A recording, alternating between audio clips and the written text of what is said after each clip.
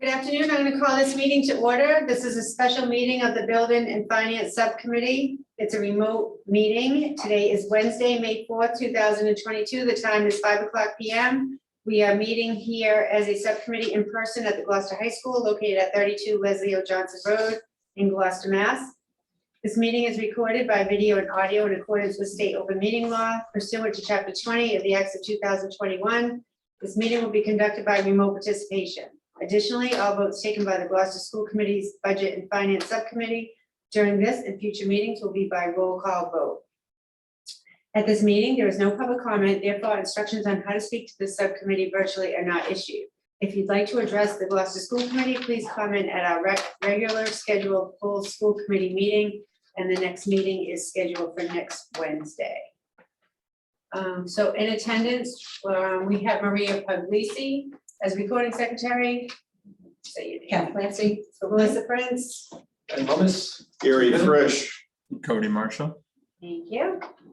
Okay, and we're going to turn this over to the superintendent and CFO and assistant to present to us the budget presentation that we're going to be discussing tonight. Thank you very much. I'll turn it over to Mr. Lummis. And we also have Principal Lynn Beebe from Mount Middle School joining us too. Thank you. Ask any questions if the committee has questions. But anything they can ask for that, ask for those questions. Good evening, folks. Welcome. So we're going to go over. So typically after the public hearing, and also just as the budget process goes along, we get more and more information from the state, the city, school committee members, and the like. We also continue to work with our school leaders and department leaders as sort of the state budget gets clearer. So we're going to give you some updates on that come as a result of all that sort of process, basically. Let me share my screen.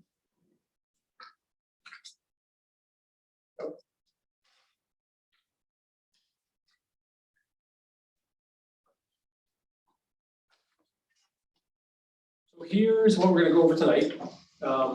Just want to remind folks that COVID-19 is still here, unfortunately, and still having an impact on our operations, our support and service, and therefore our budget.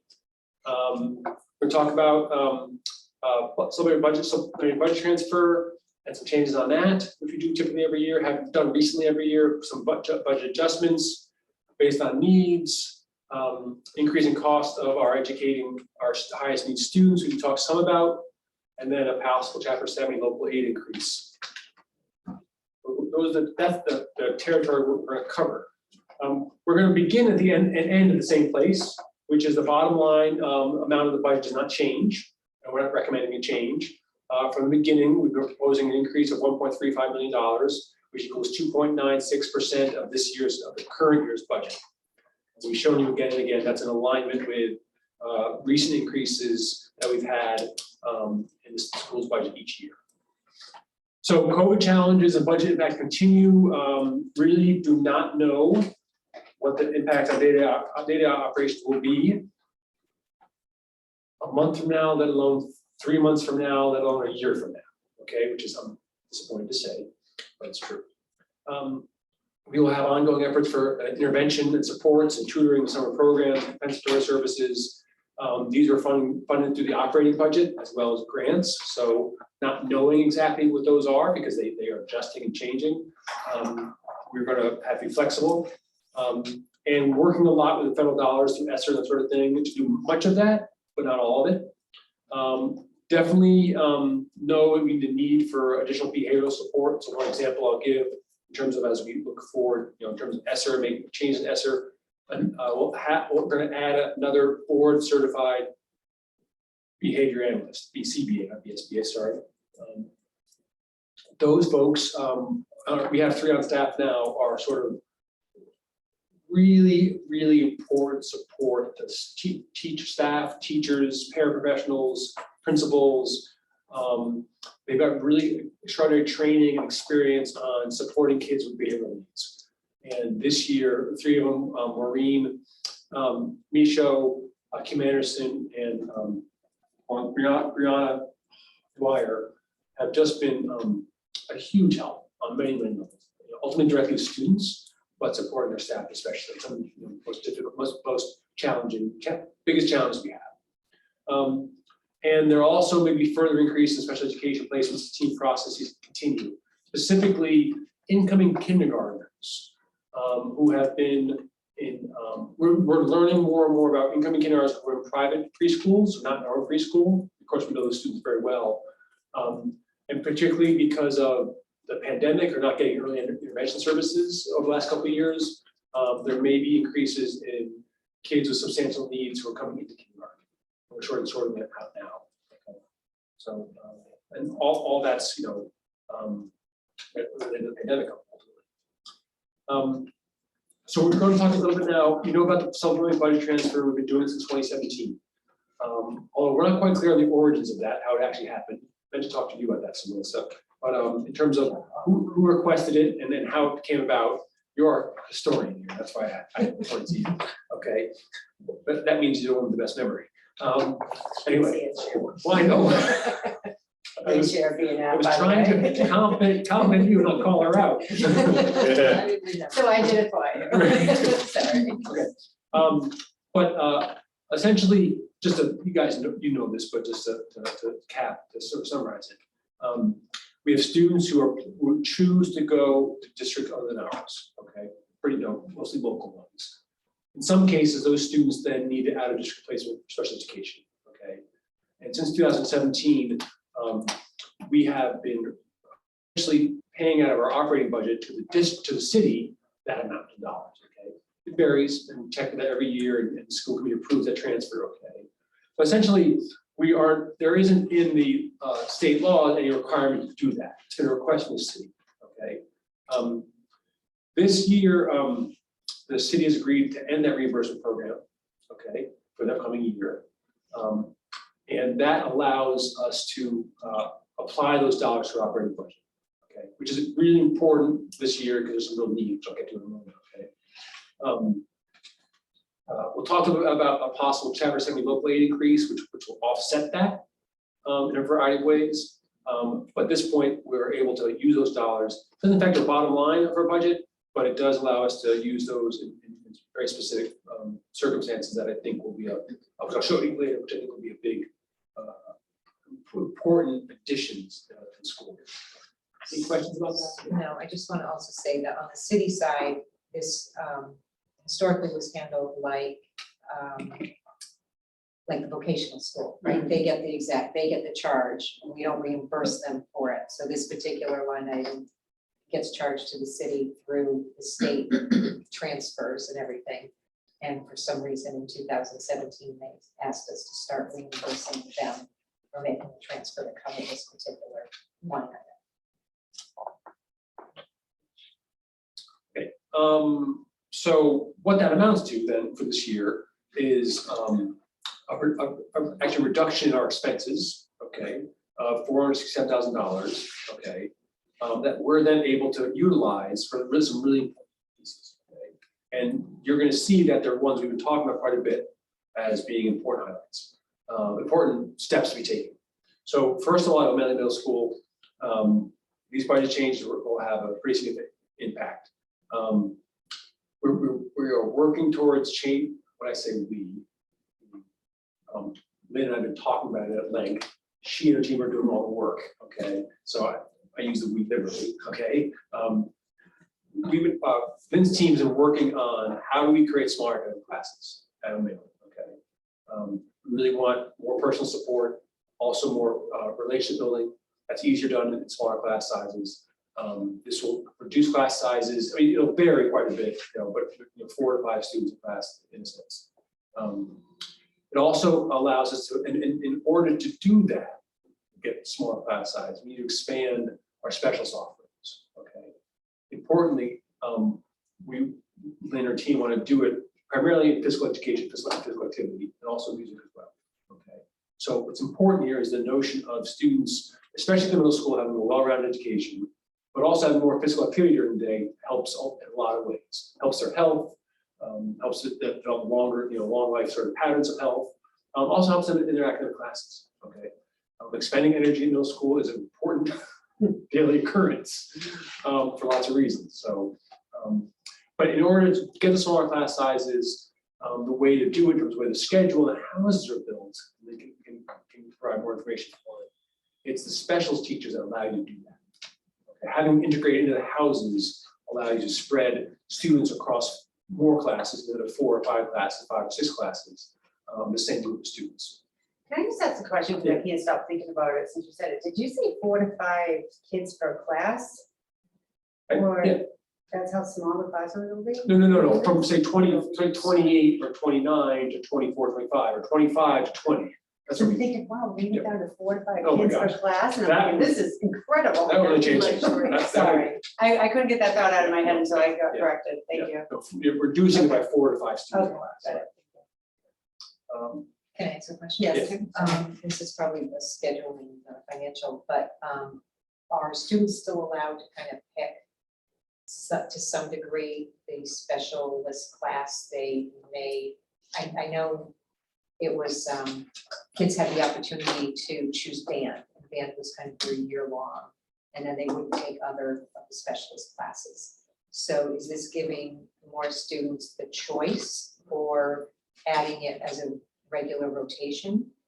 It will be more, the choice with band remains because kids make the commitment to the instrumental lessons and practice, et cetera. So that continues to be a choice. We tried for a few years broadening the elective choices, and given the way the enrollments played out, we ended up quite honestly with I think more kids than when we just placed them, because they would assume they'd get their first choice and we often weren't able to do that. So rotation is where we'll end up.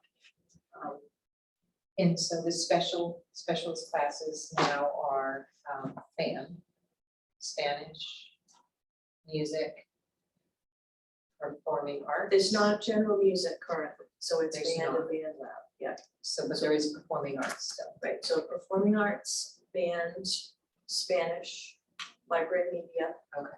Health. Was health and PE, sort of a combo, and art. I feel like I'm forgetting. Oh, and investigative science. And part of the schedule change.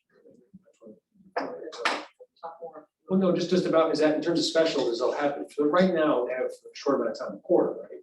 Correct. And they switch, and that's really quick, you know? The schedule allows them for a longer duration, okay? With, across the, either half the year or the full year, okay? Which reduces transitions for students, but also for staff as well. And it also get some each teachers work with fewer students at a single time. All of the classes will reduce. So right now, what happens for the most part is kids track from their homeroom assignment into the specialist classes. But because of the numbers of specialists, we don't have as many specialists as we have homerooms. So then we consolidate, so that the half houses get blended in with the other houses. So the specialist classes tend to have a higher enrollment than academic. So adding more specialist staff, well, it seems counter to add more specialists to reduce academic classes. What ends up happening is we'll be able to change the length of the classes. So all the classes will be a similar length. And that way we can plug things in different places as opposed to the 60-minute versus 80-minute block that has to stay very lockstep. So if every class is the same length, specialist classes rotate in as part of, the kids, we have 6 sections of kids, one of those would be a specialist as opposed to only academics happening, only specialists happening. So it gives us more flexibility and the goal is to have the academic teachers teach 5 sections instead of 4, same amount of minutes per day that they teach. And that allows us to have kids spread out. That's where the 20% comes from in reduction. And so we need another section for those kids to be in, and it would be a specialist that rotates through. It's more complicated than that, but that's sort of The teachers are on board with this. we're getting It's something there. that has to be We're done. still working through exactly what it's gonna look like. And what areas are you hiring specialists in? We're hoping for 2 phys ed teachers because there have been a lot of requests over the past couple of years with COVID to get kids more physical activity. and a general music teacher, so that we can hopefully get maybe not all kids every year, but many more kids into the music experience who don't necessarily, who aren't necessarily committed to the instrumental music. In terms of, working through their staff, the changes, doesn't have to negotiate it because it's we're still, would stay at 240 minutes, that sort of thing. That's just one reason why it's more flexibility, negotiation, we didn't try. It shouldn't, be. but there still there's whenever there's a change in schedule, and we've had some change in the schedule in elementary, last couple of years. It's got a lot of work for the staff, and it's doing that, we continue. But there's no conversation to have even if we don't get that. And I'm assuming this is coming up as well, right? There's, This area. there are varied, some conflicting requests about what our schedule could be. There have been a lot of requests over the years I've been there to do something different with the schedule. The biggest one that comes up is the 80-minute block being too long for many groups of kids. It works really nicely for some subjects specifically, but for a larger proportion of 80-minute block, it's very difficult. So this would provide some opportunities for us. The folks who hold on tightest, they 8 minute, maybe will be the most concerned. And it doesn't mean that within a house, they can't necessarily cooperate. Sure.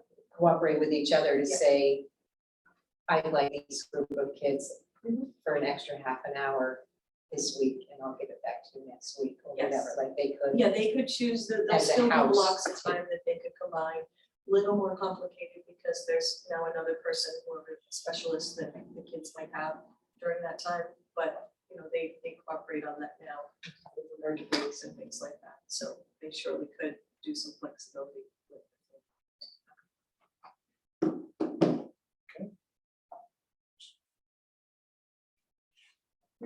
Oh, Thank you, Lynn. Thank All you. right. Nice to see everyone. Sure. Okay, so the next is Gloucester High School. So this is, let me go back here. A really nice example of you make one change in one area, special teachers, it impacts many others. Okay, and the changes at Gloucester High in terms of budget and for staff are the same version. Okay, I mean we get more for what we're doing. So the first and foremost is adding English language educator. We talked about and this year the challenge has been not only the increase of number of students, but also the number of newcomers. Okay, and this year in order to deal with that, we had to change staffing around quite a bit, including adding a 6th period to, I think you said, Gary, 8 teachers at the high school. So teachers, seven, thank you, 7. So teachers teach 5 periods. If we have them assign them a 6th period and they opt in for that or they agree to it, we pay them 20% of their salary additional. Okay. That's pretty contract. No, I know, I'm just. And so we do that in sort of desperate times when, and like in this case, where a bunch more students we were anticipating, and specifically in the classes which are English language immersion classes, which are subject classes. We do that. So adding this language educator again allows us to shift the staffing approach. So one, we can support the newcomers better. And then also we expect less of the additional pay, for the additional classes, basically, additional period. Okay. And it's something that James and I have been talking about and working on, along with Chris Castle. And then another one is hire new guidance counselor. This is like a 3-for-1. Okay, I'll go through the steps here. The number there is kind of nuts. Is having, so right now we have 3 guidance counselors and then a coordinator of school counseling. The 3 guidance counselors have full load of students. The coordinator has a partial load of students because the coordinator also has other responsibilities, like scheduling a bunch of other pieces. Okay. If we add a new guidance counselor, all 4 of those counselors will have a full load. Okay, that'll get us down actually to about 200 students per counselor, which is the recommended. Actually, that's the recommended level, and a level that most schools don't achieve. It's actually quite good. And it still seems like a lot. But they work with students at different levels, different ways, different intensity, depending on how old they are. These are guidance counselors. So, and then the school counselor coordinator, we're trying to shift this role, so it's a combination of school counseling coordinator and also operations, all right? Help in the budget process, helps with operations, okay? It also does the counseling work as well in terms of leading that team. And part of this work has always been MCAS, so that'll continue, okay? Important piece there is that it gets us, we have number one there, so we have more counselors or more capacity or counselors, but also it really supports a principal in a variety of ways. Things that Principal Cook right now is doing, but not necessarily things we want him to be doing when someone else can do them.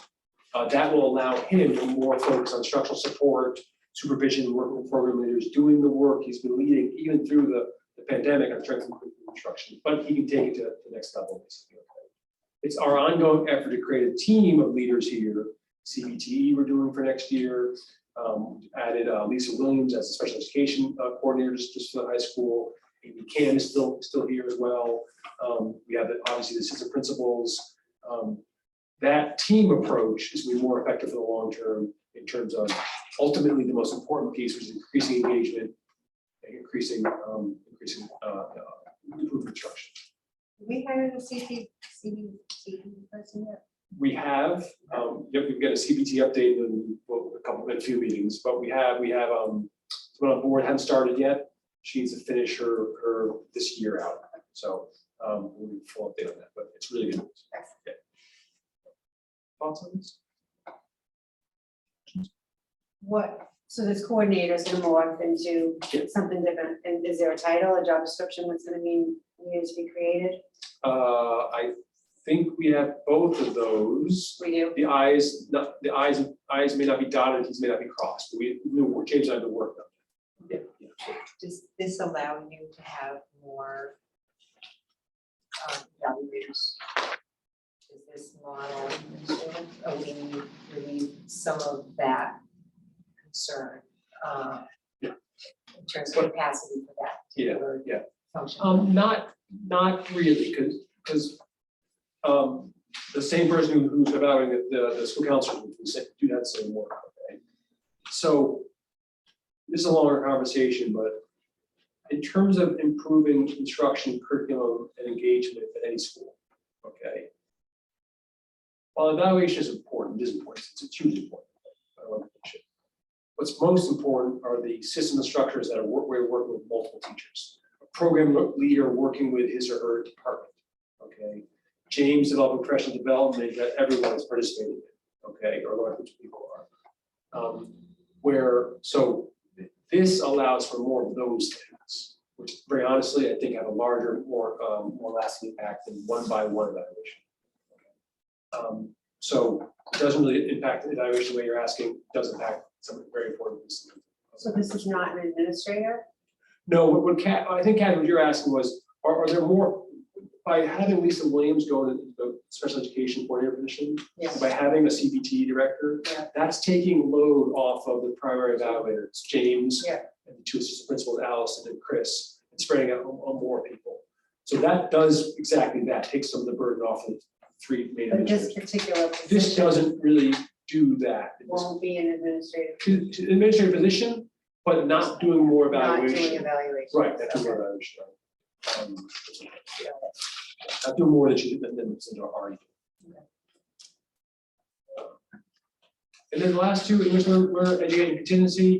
We will have a small one where you'll see the number in a second, $40,000 of these dollars will go to that, which would give us some flexibility next year where we need it. It could be the high school, it also could be at elementary or middle school for either translation, tutoring, paraprofessional or two. Again, it's our first sort of step in building that contingency. How many different languages do we have?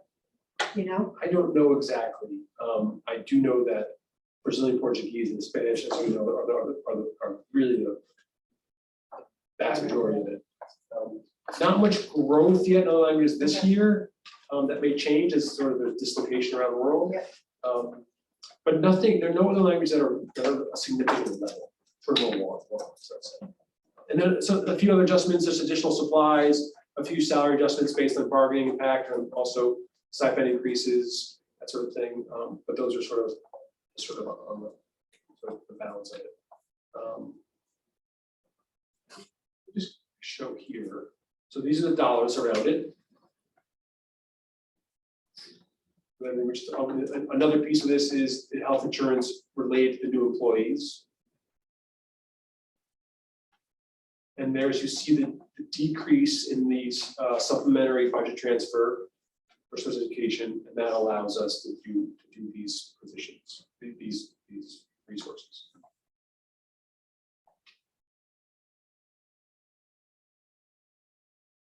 Sense? Okay. There's a possible Chapter 7 local aid increases. These are going through the state government now, and you're both familiar with this. The Student Opportunity Act, very importantly, updated state education aid funding formula. Okay. Acknowledged the prior form was out of date and was insufficient. They increased reimbursement rates for highest need students, so students with disabilities, English learners, economic and Spanish students, okay, are all increased from the prior formula. Check one thing here. The good news about, well, that's related to what's happening in Gloucester, because those are the students that have highest needs, and therefore have the highest reimbursement level, meaning they're the most costly to educate, are the ones that we've been having increases with: students with disability, English learners, and economic and Spanish students. Okay. We've also had an overall increase in student enrollment, but many districts have it. Okay.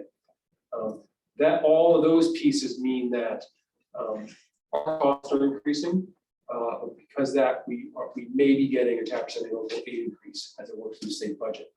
The House and Governor both propose that. House a little bit higher than the Governor, but we don't have the specific numbers on that for us. The state still has to, the Senate still has to consider that. And then, of course, as you know, they have to reconcile their budgets. It's going to be approved by the Governor. That should all happen by July 1. Other piece on this is, if we do have an increase in this area, we can work with the city to potentially use some of those dollars for capital projects. At our last meeting, you saw the long list of capital projects, and Mike Hale was here. We got some significant capital needs. We always love some capital needs when you have 8 or so buildings, some of which are pretty old. You're always going to have to have those, but we may be able to use this local aid increase on a regular basis, year after year, to address those capital projects. That and an increase in our operating budget would be using that money. So that's what we're hoping To address the very reason, the Student Opportunity Act.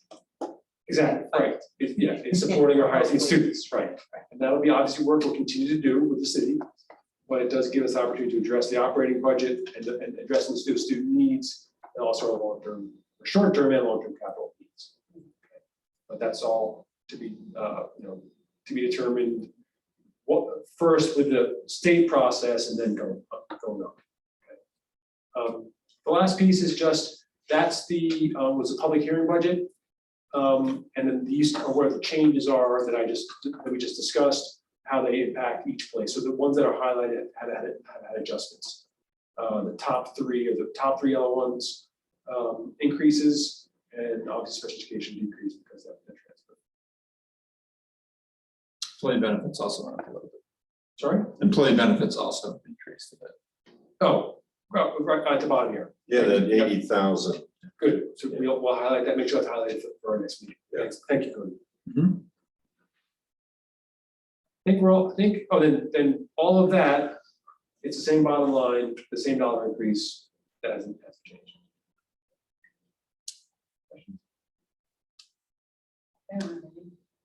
No, I just have a comment that I'm glad we can make these moves in important positions to address some of the things that really often require a bigger budget increase, but since the city is not asking for that transfer, it allows us to take care of some important education. And yes, and that's our intention. Appreciate that's coming across that way. And just to be clear, the O'Malley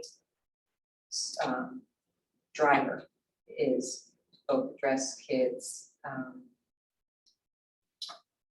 what word do I want? Kind of social emotional things with more phys ed. I know kids have a shock when they go from 5th grade with 2 phys ed classes a week to O'Malley, and sometimes they don't even have phys ed in a block or in a quarter semester.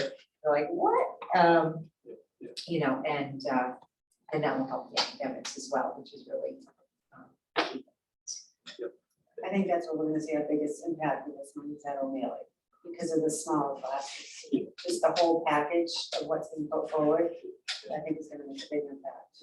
The smaller classes, academic class will be a little bit shorter, okay? I do think that's okay, and then I would, because for a variety of different reasons, but ultimately, the smaller class sizes, we tend to help on the social emotional behavior level, okay? It's a smaller class, you can connect better with kids, okay? Even though there are more classes, it isn't necessarily, isn't typically more preparation for the teachers, okay? I haven't done this myself in middle school, okay? And then obviously small class sizes need some more personal attention on academics as well. Okay, there's two really important pieces, and although I would love to have 60-minute classes, they're 55 minutes now, they'll go to 48. If things, if Lynn sorts the schedule out like we think she is. Not that's not a change, but I think the other benefits outweigh those. That's like back to basics, that's what we were doing in school. Yeah, it's So it's like we tried all these things and now we're going back to. and ultimately, you know, I think best case scenario, we have a 55, 60 minutes classes, okay? We have a little shorter day. We want to, but I think for now, where we are, really, this is the best of the world we can create. You know? And as we go further with curriculum review, with strength instruction across the house and sort of stuff, then we may go back to that. But this is one of the steps. And the assistance that we're getting at O'Malley, has this been discussed with them? That group that comes into. Yeah, so just I don't know what the feedback is. yeah, quick aside on that is, so Lynn has been working with the groups giving us assistance, and they had to propose something to the state based on us working with playing with them about whether it provides support. It was going to be on the areas we're talking about in terms of curriculum review, instructional review. We just got word, I think it was last week, that what we proposed to them, the state said no. The state asked us to do this, and then said no, we're not approving it. So we're in the middle of this with them, basically. Something changed, perhaps. I don't know. We're not sure what happened honestly. So I shouldn't speculate. Yeah. But the support is continuing to happen through the end of this year. We're not clear what's going to happen next year, but support. But that's what we're going to sort out. The proposal was to continue this work next year with this group that we're working with rather.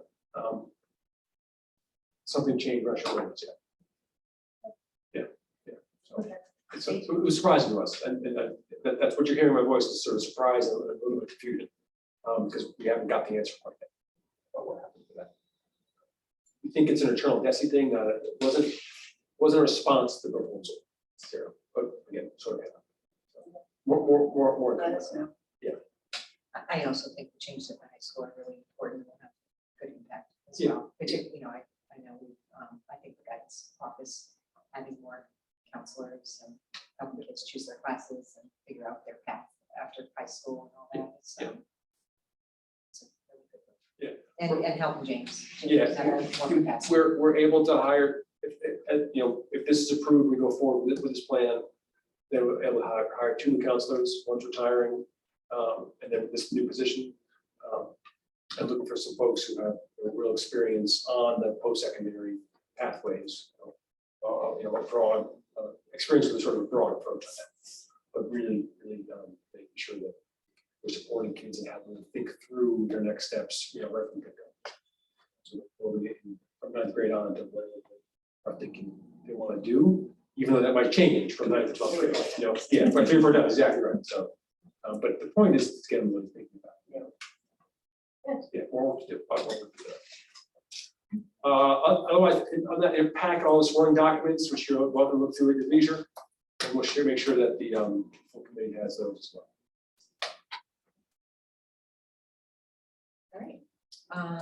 So I'll make a motion that we recommend to the full school committee to approve the fiscal year 2023 budget as amended, which reflects changes to certain line items, but not the overall budget total of $46,988,897. So And I'll second that motion. Is there any discussion? is that okay language? I think so. That captures it, right? Maria? She wrote it down. All right. I try that again. Well, I'm just trying to be clear as to what you're doing, what the motion really is, not just Yeah, no, approving. I was taking a deep breath and I was not paying attention. Okay. I wasn't paying attention, it sounded good to me. Okay, all right. Sounded good, sounded good to you. All Okay. right, good, thank you.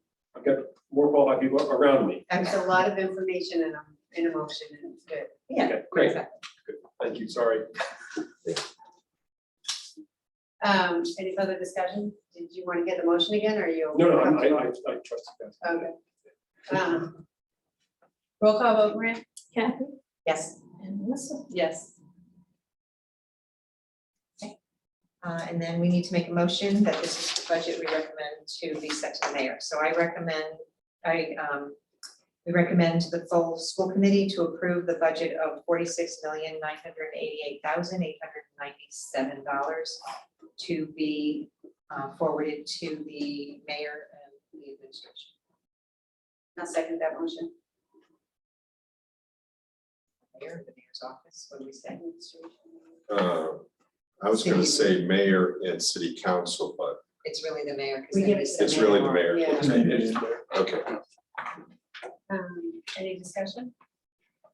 Did we do the last budget recommendation to the mayor? No, because we need to go through the public We had hearing. a public hearing, yeah. Okay. right. I just wanted to make sure this wasn't. Roll call vote, Maria? Kathy? Yes. And Melissa? Yes. Okay. All right, that's the Wow. show. That's it. That's it. Budget, important work. And then May 26th, which is the city council B&F, will be at 5 o'clock, sorry, 5 o'clock, because that's the same night as academic recognition night, so we had to move it earlier. Is that virtual? That is virtual. I think they was gonna start that week. They're gonna try to start being in person. We're still being recorded, right? Yes. Okay. So we'll discuss that on May 26th. Okay. Thank you very much. I that make a it? motion. Yeah, that's it. Okay, I'll move Yeah. to adjourn. Second? Yes. Yes. Thank you very much. Thank you. Good conversation, Appreciate it. great work, and good outcome to come. Thank you, everyone.